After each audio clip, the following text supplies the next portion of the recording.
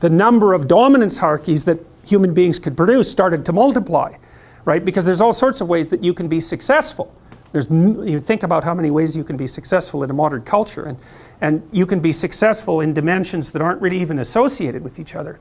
So you can be successful socially, that's what an extrovert would do. You could be successful in terms of intimate relationships, that's what an agreeable person would do. A disagreeable person would be more successful with regards to competition.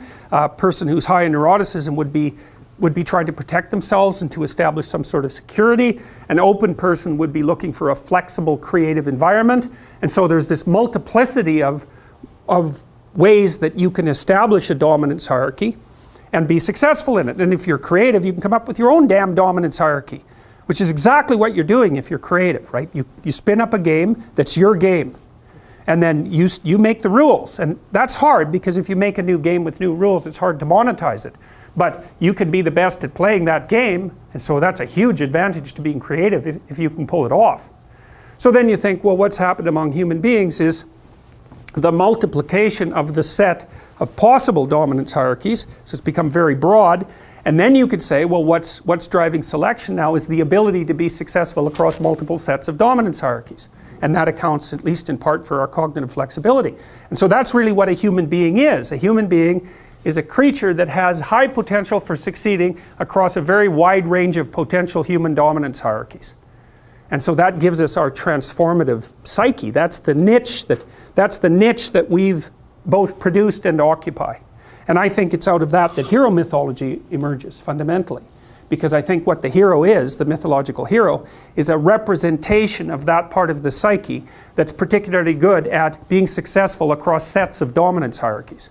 It's a very, very biological way of thinking about it. And I've thought about this for a long time. I can't see any way that just can't be the case. I mean, how else could it work? If we had a fixed behavioral pattern like beavers, you're the most successful beaver if you build the best dam, it's like fine, then you know what's going to be selected for. But that isn't what people are like, and it's also why we're so multi-purpose, We have hands. What's a hand for? What's the evolutionary function of a hand? Well, you can't specify that. You could say it's something like, well, a hand is useful for doing a whole bunch of different things with. Well, and mouth, tongue, same thing. What are words for? Well, it's the same thing. They're for communicating a very wide range of information. It's something like that. So we're these weird general purpose animals. We're not great at any one thing, but we can swim better than most terrestrial animals. We can run faster than most animals, and we can certainly run longer. Like a human being can run a horse to death over the course of a week if they're in good shape. So we're really good at being a multi-purpose entity, like a rat, they call rats weedy species because they can be anywhere. They don't have a specific niche. There's animals down in the Amazon that they're specialized for one tree, or one type of tree in one tiny little area. That's not what human beings like, is we're like cockroaches or rats, which is a nasty comparison, but we can go anywhere and thrive. And so being particularly good at that, being particularly good at being able to go anywhere and thrive, also seems to me to be a canonical element of the hero mythology. One of the things that happens if you're higher in serotonin because you're more dominant is that you're more satiated all the time. That's why people who are low in the dominance hierarchy with decreased levels of serotonin are more impulsive and also more emotionally dysregulated. They're more impulsive because hey, you take your positive thing when you can get it. And so they're more dissatisfied. They're more looking for anything that will produce a positive outcome. And then they're also more likely to experience diffuse negative emotion, partly because their serotonin systems are lower, indicating their tenuous status in the dominance hierarchy, meaning that everything they do that's uncertain is far more dangerous. So this is also why it's very difficult often when you're trying to treat someone who's depressed, because you could say there's not much difference between being depressed and existing in the biochemical state that being at the bottom of the dominance hierarchy would produce. In fact, they're the same thing. Well, then the question is, are you depressed or are you just at the bottom of a dominance hierarchy? Because those are not like the symptomatology is very, very similar, but the cause and the cure are not the same. You know, because you might be at the bottom of a dominance hierarchy because you're just, everything about your life is ruined. So, and of course you're suffering. Are you depressed? So, no, not exactly. You just have nowhere to go. What happens is that the males obviously are selected for their ability to move up dominance hierarchies. Obviously, because the ones that are at the top of the dominance hierarchy reproduce preferentially. And so that means the male dominance hierarchy becomes a method of selection. But then allied with that is the female proclivity for choice on whatever dimension the dominance hierarchy happens to be arranged. And so then female sexual selection also becomes a radical, non-random selector of what genetic material is going to move into the next generation. And so I fail to see how any of that can be separated from the emergence of complex nervous systems and mind over the course of evolution, because creatures aren't making random choices. They're not random at all. So we even know such things like, imagine a peacock's tail, you know. And it's covered with eyes, which is quite interesting because eyes, of course, attract attention. And lots of animals have evolved eye-like markings. Like moths, there's moths that when they unfold their wings, they have two big eyes on the back of them. And that's to keep birds from eating them, right? Because the birds don't like being stared at, so they stay away from the moths. But so a peacock's tail is nothing but eyes. And so it's very attractive and it shimmers. And there's something about it that's beautiful, which is quite interesting too. The females have obviously been selecting the male peacocks for beauty. They have this insane tail. Well, so the evolutionary biologists have thought, well, what possible utility could that tail be? Is it just maybe the females got fixated on tail, so to speak, and you know, you got a Baldwin effect loop going there, and the male peacocks just got bigger and bigger tails, and it's just like an evolutionary dead end. It's, you know, it's a positive feedback system that's gone out of control. But they have done things that like look at the symmetry and breadth, say, or the symmetry and size and overall quality of the male peacock's tail as a marker for physical health. So reduced parasite load, for example. And it does turn out that the healthier male peacocks have better tail display. And so what the females seem to be doing is using some marker or some set of markers as a proxy indicator for health. And I think you could say reasonably that female human beings do the same thing to male human beings. And there's some of that vice versa too. Like we evaluate each other, for example, for symmetry, which is one of the elements of beauty, because healthier people tend to be more symmetrical. And lots of animals use symmetry. Butterflies, if butterflies won't mate with another butterfly, if it deviates from symmetry by the tiniest amounts you can imagine.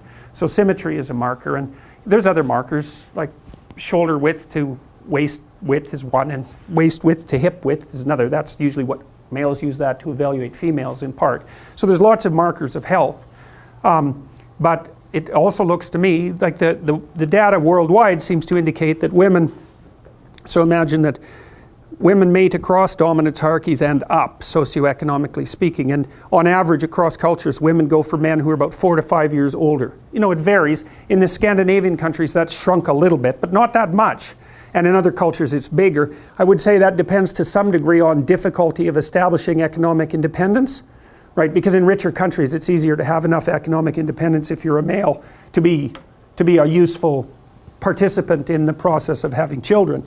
But it doesn't matter. Cross-culturally, it's still across and up, where men mate across and down. They don't care much about socioeconomic status. It doesn't seem to be part of their selection method, generally speaking. So I think that part of that is also the ability of women to select for male health. It's something like that, because it isn't only that, because if you're healthy and energetic, you're much more likely to be successful, because it's very hard to be successful if you're ill, obviously. I mean, so because the competition is just too high. And both genders, both sexes select each other for attractiveness, both select for intelligence, both select for personality, although there are differences there in terms of what's stressed. But so I think you can derive a couple of things out of this, and this is where I think people are different than other animals. Importantly different is that, so you imagine that there's tremendous selection pressure to towards the production, let's say, of men who are good at climbing male dominance hierarchies, or climbing the male dominance hierarchy. But the thing that's so interesting about people is that we've multiplied our dominance hierarchies.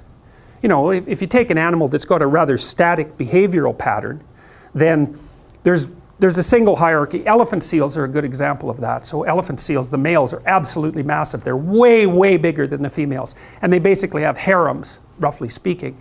And they use physical prowess as their marker of status, essentially. And obviously size is a huge part of that, because otherwise the male elephant seals wouldn't be as... They're massive, these things. They're absolutely enormous. And so it's just power / health, you know, maybe aggression, something like that. It's whatever makes them more suitable for the kind of physical combat that elephant seals engage in. So, and the degree to which power is associated with dominance status in those sorts of situations seems to be associated with the size differential between males and females. So the more power is an issue with regards to male competence, the larger the males are compared to the females, and the more likely the males are going to have a harem relationship with the females. And you see that a little bit in human beings, because men are bigger than women. They're not overwhelmingly bigger, that's sexual dimorphism. And you know, there's some men that are smaller than some women, but on average men are taller and they have more upper body strength and so forth. So there is a power element to male competition, but it's not as extended as it would be among animals, say like elephant seals. So in the elephant seal, you see maybe there's one stable set of traits that's being selected for that makes the males more likely to reproduce. But human beings, we're very weird creatures because we're so conceptually flexible. And so what seems to have happened, maybe